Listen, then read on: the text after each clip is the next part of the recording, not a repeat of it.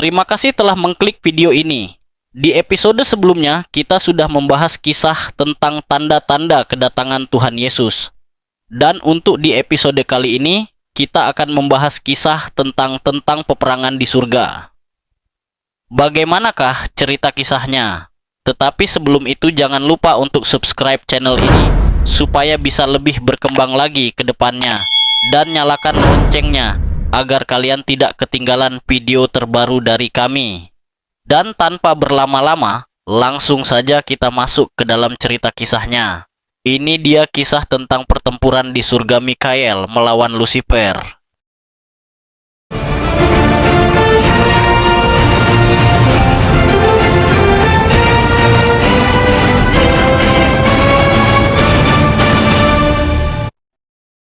Era keagungan yang tak terlukiskan.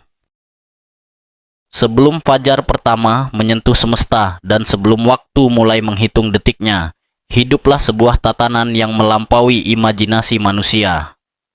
Kerajaan langit bukan sekadar tempat, melainkan sebuah simfoni cahaya, di mana setiap sudutnya bergema dengan nada-nada harmoni yang sempurna. Di sana tidak ada bayangan, tidak ada keraguan, dan tidak ada penderitaan. Di tengah kemegahan ini, berdirilah sesosok ciptaan yang paling istimewa. Helel, sang bintang timur, yang kelak kita kenal sebagai Lucifer. Ia adalah mahakarya dari segala ciptaan. Tubuhnya seolah-olah terbuat dari permata yang paling bening, memantulkan kemuliaan sang pencipta dengan kecemerlangan yang menyilaukan. Ia mengenakan mahkota hikmat dan berjalan di antara batu-batu api yang bercahaya, bertugas sebagai pemimpin bala tentara surgawi, sekaligus dirigen dari segala pujian.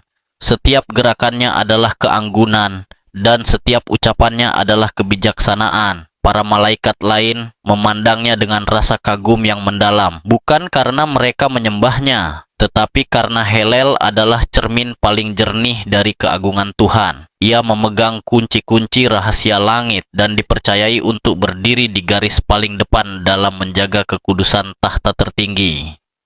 Namun, justru di tengah puncak keemasan inilah, sebuah tragedi mulai bersemi.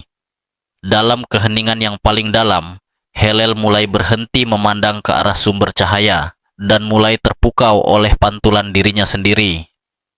Masa keemasan ini perlahan mulai retak, bukan karena serangan dari luar, melainkan karena sebuah benih kecil bernama obsesi yang mulai tumbuh di dalam hati sang pembawa cahaya. Benih pemberontakan, racun di balik cahaya. Kehancuran terbesar tidak selalu dimulai dengan dentuman keras. Seringkali ia dimulai dengan bisikan halus di dalam pikiran. Di tengah simfoni surga yang begitu teratur, Helel mulai merasakan ketidakpuasan yang ganjil. Ia mulai menyadari betapa indahnya ia, betapa berkuasanya ia, dan betapa besarnya pengaruh yang ia miliki atas jutaan malaikat lainnya. Benih itu bernama kesombongan. Ia mulai bertanya-tanya dalam hatinya. Mengapa aku harus terus menyalurkan pujian ini kepada orang lain, jika aku sendiri cukup mulia untuk menerimanya? Cahaya yang seharusnya ia pantulkan dari sang pencipta, kini mulai ia klaim sebagai miliknya sendiri. Fokusnya bergeser, dari pengabdian yang tulus menjadi obsesi akan pengakuan. Disinilah dosa pertama, lahir sebuah kegelapan yang tercipta bukan karena kurangnya cahaya, melainkan karena penolakan untuk tunduk pada otoritas yang lebih tinggi. Namun, Helel tidak menyimpan racun ini sendirian. Ia adalah seorang orator yang sangat cerdas. Dengan sangat hati-hati, ia mulai mendekati barisan malaikat lainnya. Ia tidak langsung mengajak mereka untuk memberontak, melainkan menggunakan narasi tentang hak dan kebebasan. Kita adalah makhluk-makhluk agung, bisiknya di sela-sela nyanyian surgawi. Mengapa potensi kita harus dibatasi oleh aturan-aturan kuno? Tidakkah kalian merasa bahwa kita layak mendapatkan lebih dari sekadar menjadi pelayan? Bisikan itu menyebar seperti wabah yang tak terlihat. Satu demi satu, bintang-bintang di langit mulai kehilangan binar kesetiaannya. Keraguan mulai merayap di tempat di mana sebelumnya hanya ada keyakinan mutlak. Harmoni surga yang selama ini tanpa celah kini mulai terganggu oleh nada sumbang yang semakin keras. Helel telah berhasil mengubah rasa kagum bawahannya menjadi rasa iri, dan mengubah rasa syukur mereka menjadi rasa tidak puas. Masa keemasan itu kini benar-benar berada di ambang kehancuran. Benih yang tadinya kecil telah tumbuh menjadi akar yang kuat, siap untuk merobek fondasi kedamaian abadi dan mengubah sejarah semesta untuk selamanya. Konfrontasi Mikael dan pecahnya perang. Badai di singgasana cahaya.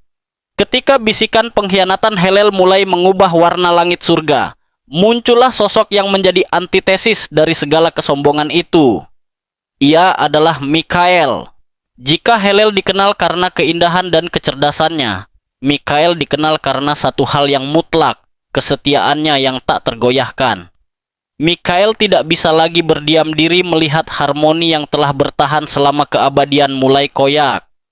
Ia melangkah maju ke garis depan, menembus kabut keraguan yang disebarkan oleh sang pemberontak.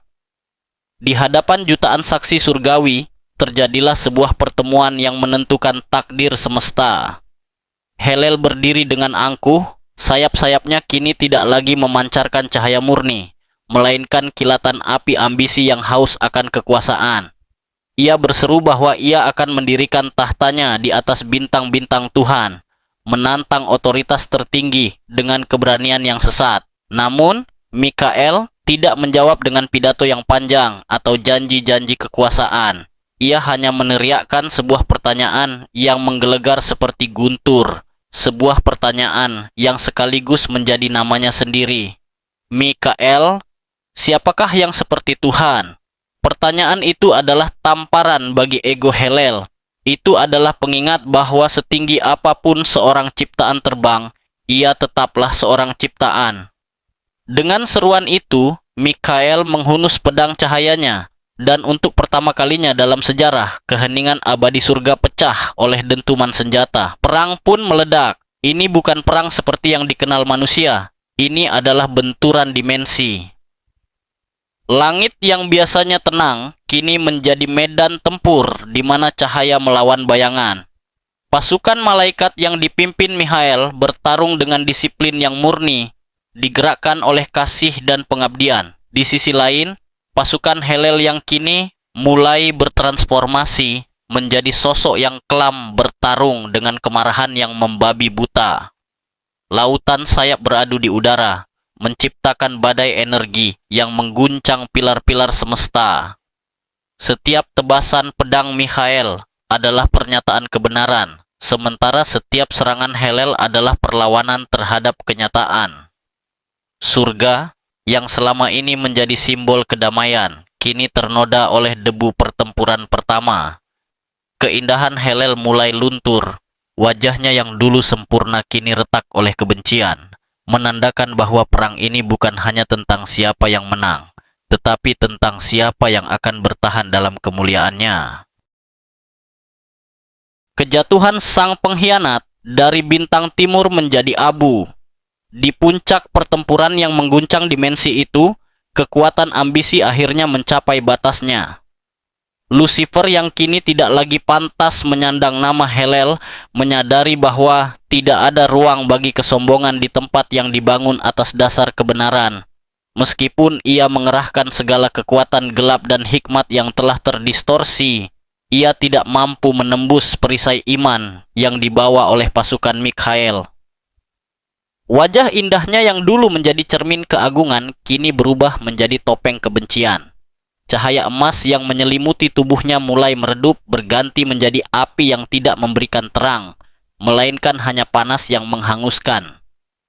Mikhael, dengan otoritas yang diberikan kepadanya, memberikan serangan terakhir yang menentukan. Bukan dengan kebencian, melainkan dengan ketegasan yang mutlak, ia mendorong sang pemberontak menuju tepian cakrawala surga. Momen itu seakan membekukan waktu. Seluruh penghuni langit menyaksikan saat sang bintang timur kehilangan pijakannya. Tempatmu bukan lagi di sini. Suara Mikhael bergema, bukan sebagai ejekan, melainkan sebagai keputusan final. Lucifer terjatuh. Ia terlempar dari puncak kemuliaan menuju kedalaman yang tak terbayangkan. Proses kejatuhan ini adalah sebuah transformasi yang mengerikan. Saat ia menembus atmosfer spiritual, gesekan antara kesucian langit dan dosa yang ia bawa membakar habis sisa-sisa keindahannya. Sayap-sayapnya yang dulu megah kini hangus, dan mahkota hikmatnya hancur berkeping-keping di udara. Yesus kemudian berfirman dalam sejarah manusia, "Aku melihat iblis jatuh seperti kilat dari langit." Kecepatan jatuhnya bukan hanya fisik, melainkan jatuhnya martabat. Ia tidak jatuh sendirian. Sepertiga dari bintang-bintang langit para malaikat yang telah teracuni oleh bisikannya ikut terseret bersamanya, membentuk hujan api yang membelah kegelapan ruang hampa. Bumi yang saat itu masih kosong dan belum berbentuk, menjadi saksi hantaman energi kegelapan yang luar biasa. Dari debu kejatuhan itu, ia bangkit bukan lagi sebagai pangeran cahaya, melainkan sebagai sosok yang kita kenal sebagai si ular tua, sang pendakwa. Ia telah kehilangan segalanya, rumahnya, keindahannya, dan yang paling menyakitkan, hubungannya dengan sang pencipta. Kejatuhan ini menandai lahirnya malam yang panjang bagi semesta, di mana sang pengkhianat kini mulai membangun kerajaannya sendiri di atas puing-puing keputusasaan. Perang berlanjut di bumi, pertempuran di balik bayang-bayang. Setelah terlempar dari kemuliaan langit, sang pengkhianat tidak berhenti. Meskipun ia telah kehilangan sayap emas dan tempatnya di singgasana cahaya, dendam di dalam hatinya justru semakin membara. Ia menyadari bahwa ia tidak bisa lagi menyerang Tuhan secara langsung, maka ia mengalihkan pandangannya kepada Mahakarya yang paling dicintai Sang Pencipta, manusia. Disinilah perang beralih rupa. Jika di surga perang meletus dengan pedang dan kekuatan kosmik, di bumi perang terjadi di dalam pikiran dan hati. Lucifer, yang kini menjadi penguasa kegelapan, memahami bahwa cara terbaik untuk menyakiti Sang Pencipta adalah dengan menghancurkan gambar dan rupanya yang ada pada manusia. Ia memulai langkah pertamanya di Taman Eden, bukan dengan serangan fisik, melainkan dengan senjata yang sama yang menjatuhkannya, bisikan kesombongan. Ia menawarkan buah terlarang dengan janji yang sama yang pernah ia ucapkan pada dirinya sendiri. Kalian akan menjadi seperti Tuhan. Dan ketika manusia pertama jatuh ke dalam perangkap itu, pintu gerbang dunia terbuka lebar bagi kegelapan. Sejak saat itu, sejarah manusia menjadi catatan panjang dari peperangan ini. Setiap konflik, setiap rasa iri, dan setiap tetesan darah yang tumpah di bumi adalah gema dari pemberontakan yang dimulai di langit.